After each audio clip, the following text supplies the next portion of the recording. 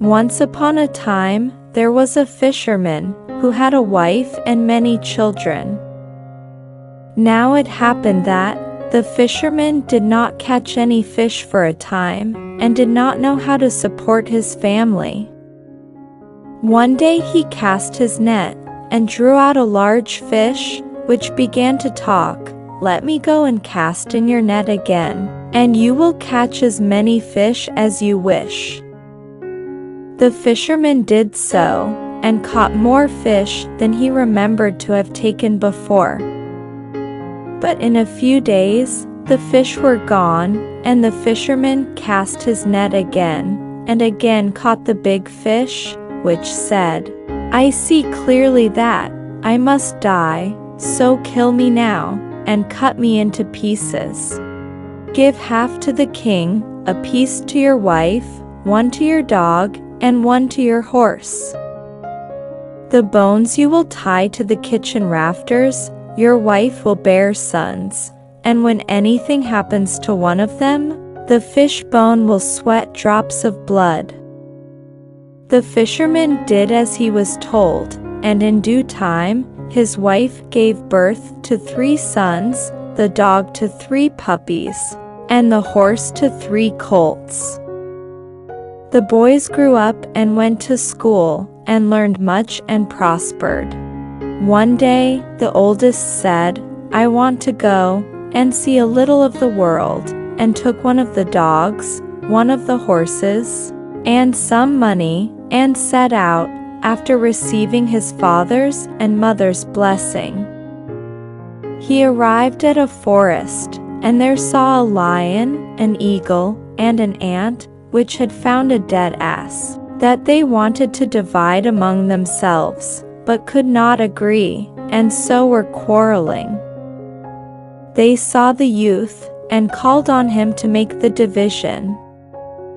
He was afraid at first, but took heart, and gave the lean meat to the eagle, the brains to the ant, and the rest to the lion. They were all satisfied, and the youth continued his way. After he had gone a few steps, the animals called him back, and the lion said, "You have settled our dispute, and we wish to reward you. When you wish to become a lion, you have only to say, 'No more a man, a lion, with the strength of 100 lions.'" The eagle said, "When you wish to become an eagle, say, 'No more a man, an eagle, with the strength of 100 eagles.'" The ant also gave him power to transform himself into an ant in the same way. The youth thanked them and departed. As he was passing along the shore of the sea, he saw a dogfish that was out of the water. He put it back into the sea. The fish said, "When you need me, come to the sea and cry, 'Dogfish, help me.'" The youth continued his way, and arrived at a city, all hung with mourning. "What is the matter?" the young man asked. "There is here," they told him, "a big cloud, that every year must have a young girl. This year, the lot has fallen on the king's daughter. If they do not give her up, the cloud will throw so many things into the city that we shall all be killed." The youth asked if he could see how the thing went, and they told him he could. The ceremony began with muffled drums and an escort of soldiers. The king and queen in tears accompanied their daughter, who was taken to the top of a mountain, placed in a chair, and left alone. The youth, who had followed them, hid himself behind a bush. Then the cloud came, took the young girl in her lap, took her finger in her mouth, and began to suck her blood. This was what the cloud lived on. The princess remained half dead, like a log, and then the cloud carried her away. The youth, who had seen all this, cried, "No more a man, an eagle, with the strength of 100 eagles." Then he became an eagle and flew after the cloud.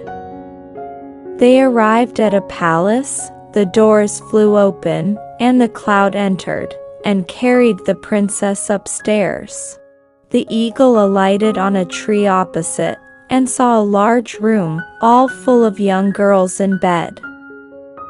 When the cloud entered, they exclaimed, "Mama, here is our mama." The poor girls were always in bed, because the fairy half killed them.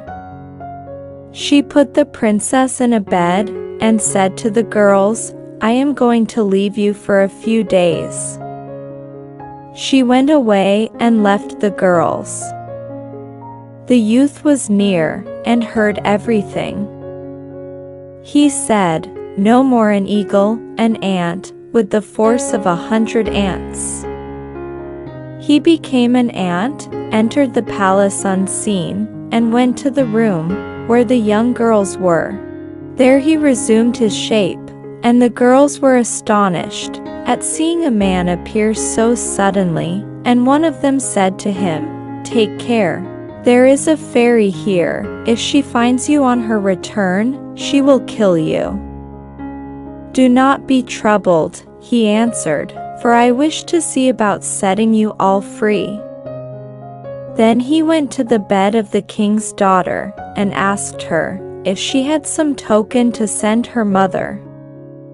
She gave him a ring, and the youth took it, and went to the queen, told her where her daughter was, and asked her to send some food to the poor girl.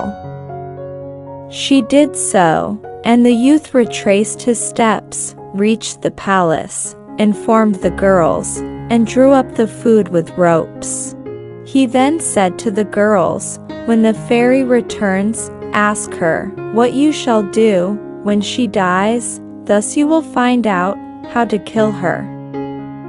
Then he hid himself, and when the fairy returned, the girls asked her the question, but she answered, "I shall never die." They urged her to tell them, and the next day she took them out on a terrace, and said, "Do you see that mountain far off there? On that mountain there is a tigress with 7 heads. If you wish me to die, a lion must fight that tigress, and tear off all 7 of her heads. In her body is an egg, and if anyone hits me with it, in the middle of my forehead, I shall die. But if that egg falls into my hands, the tigress will come to life again, resume her 7 heads, and I shall live." "Good," said the young girls, "certainly our mama can never die." But in their hearts, they were discouraged. When the fairy had departed, the youth came forth, and they told him all.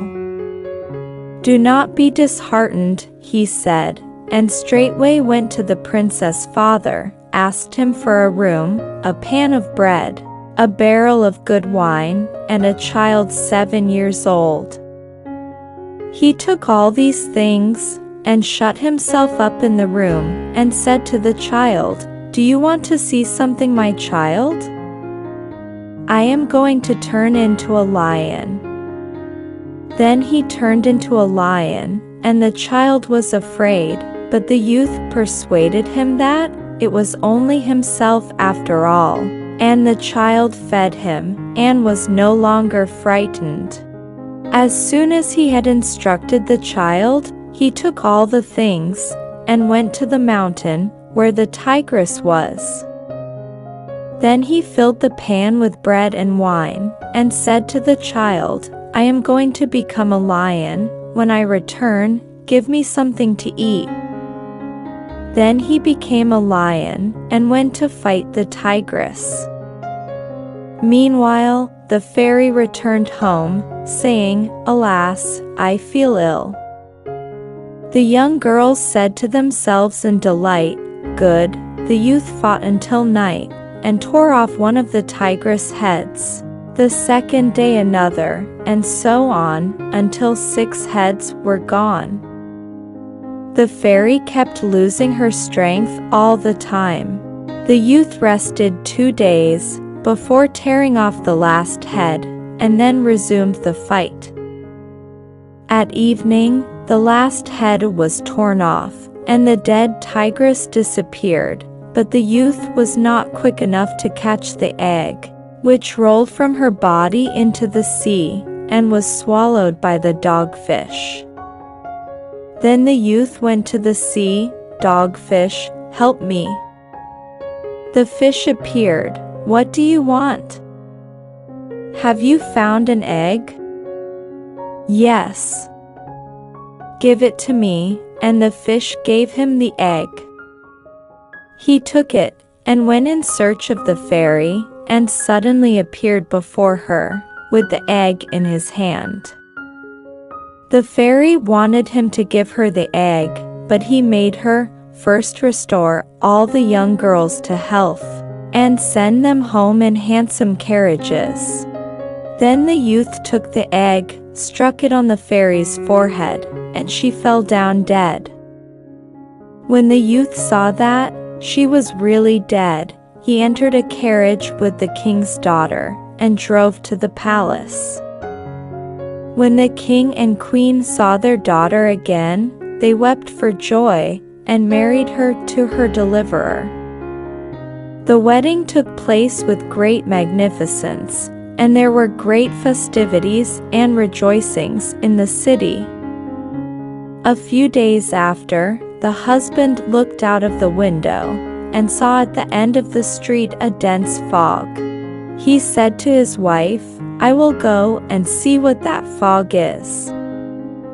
So he dressed for the chase, and went away with his dog and horse.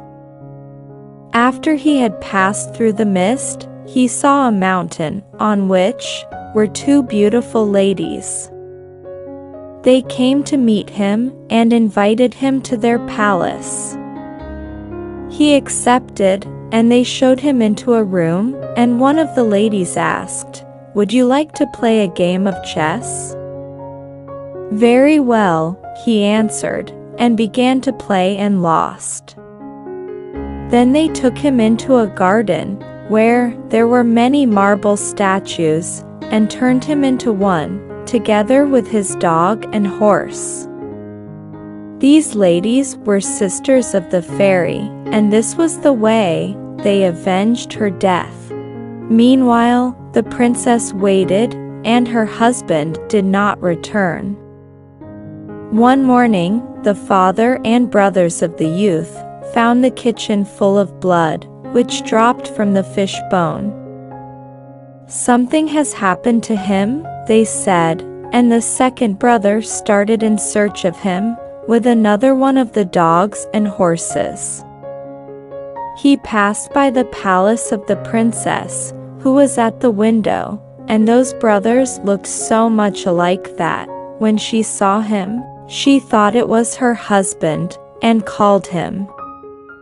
He entered, and she spoke to him of the fog, but he did not understand her. He let her talk on, however, imagining that his brother was mixed up in that affair. The next morning, he arose and went to see the fog, with his dog and horse. He passed through the fog, found the mountain and the 2 ladies, and, to make the story short, the same thing happened to him that happened to his brother, and he became stone. And the queen waited, and in the father's kitchen, the bone dropped blood faster than ever. The third brother too set out with his dog and horse. When he came to the palace, the princess saw him from the window, took him for her husband, and called him in.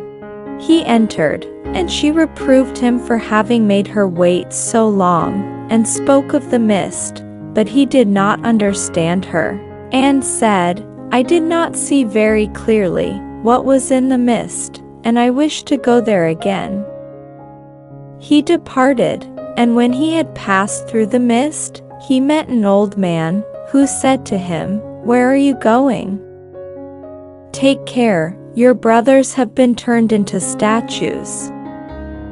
You will meet two ladies. If they ask you to play chess with them, here are two pawns. Say that you cannot play except with your own pawns. Then make an agreement with them that, if you win, you can do with them what you please. If they win, they can do what they please with you.